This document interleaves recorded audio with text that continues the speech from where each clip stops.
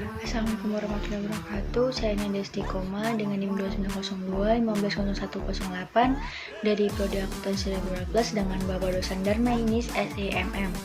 Di sini saya akan mempresentasikan pada mata kuliah perekonomian Indonesia untuk memenuhi tugas ulangan semester 2. Selanjutnya, materi yang akan saya bahas yaitu pertumbuhan ekonomi Indonesia pada tahun 2020.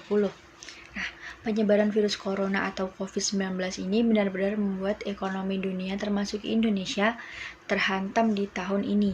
Pemerintah pun mengeluarkan skenario terbaru soal pertumbuhan ekonomi Indonesia tahun ini.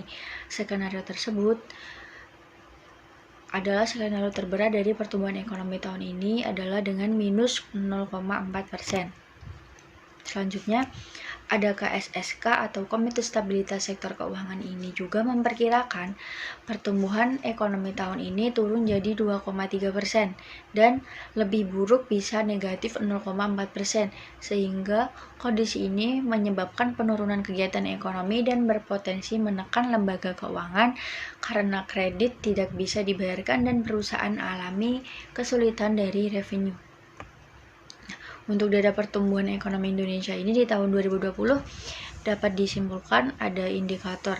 Pertumbuhan PDB-nya 1%, yaitu APBN-nya 5,3, untuk skenario-nya beratnya 2,3 dan sangat beratnya minus 0,4. Dan harga ICP-nya APBN 63, beratnya 38 dan yang sangat berat ini mencapai 31. Untuk nilai tukar rupiah sendiri pada US dollar pada APBN 14.400, untuk yang beratnya 17.500 dengan yang sangat berat akan mencapai Rp20.000. Inflasinya sendiri pada angka 3,1, untuk beratnya 3,9 dan sangat beratnya bisa mencapai 5,1. Di sini untuk komponen-komponennya PDB atau pengeluarannya bisa dipahami. Selanjutnya untuk kinerja perekonomian global. Kinerja perekonomian global ini terindikasi mengalami pemulihan gradual seiring relaksasi pembatasan aktivitas serta didukung kebijakan moneter dan fiskal akomodatif. Kebijakan pembatasan aktivitas masyarakat ini pada ruang publik untuk mengendalikan laju penyebaran virus telah cukup efektif menurunkan tingkat infeksi di Indonesia.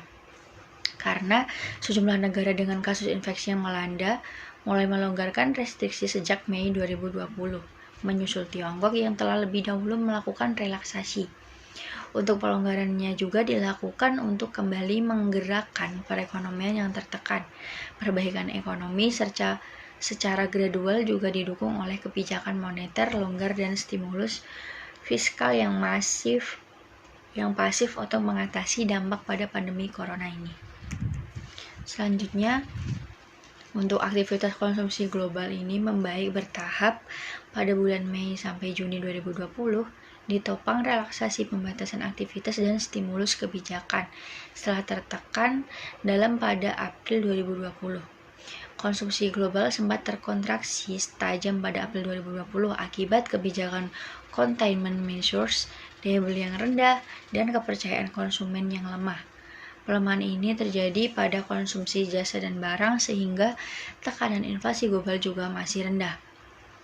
Di sini kondisi corona ini tercermin pada perbaikan indikator retail sales Amerika Serikat, kawasan Euro dan Jepang yang telah meningkat dari titik terendahnya yaitu pada April 2020.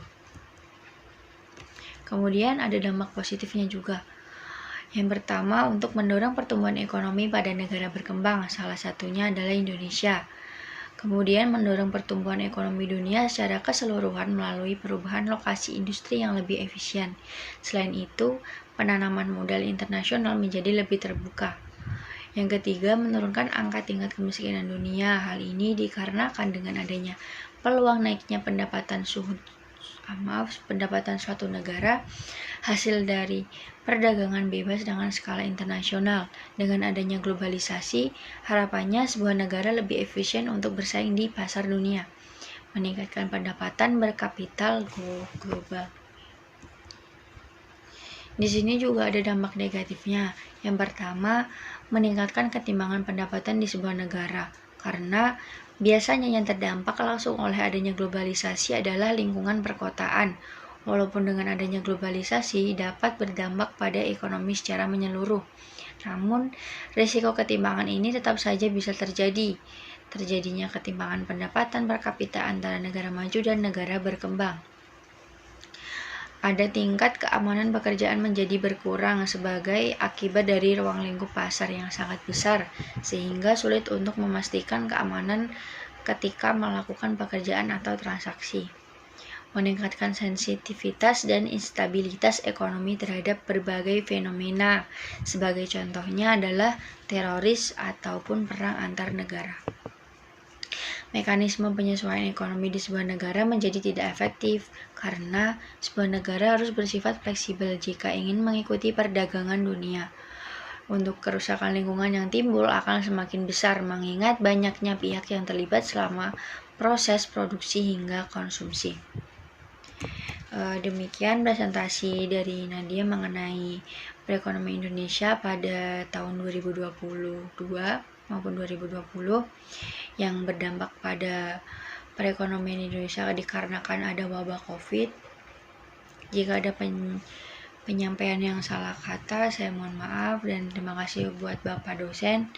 Wassalamualaikum warahmatullahi wabarakatuh.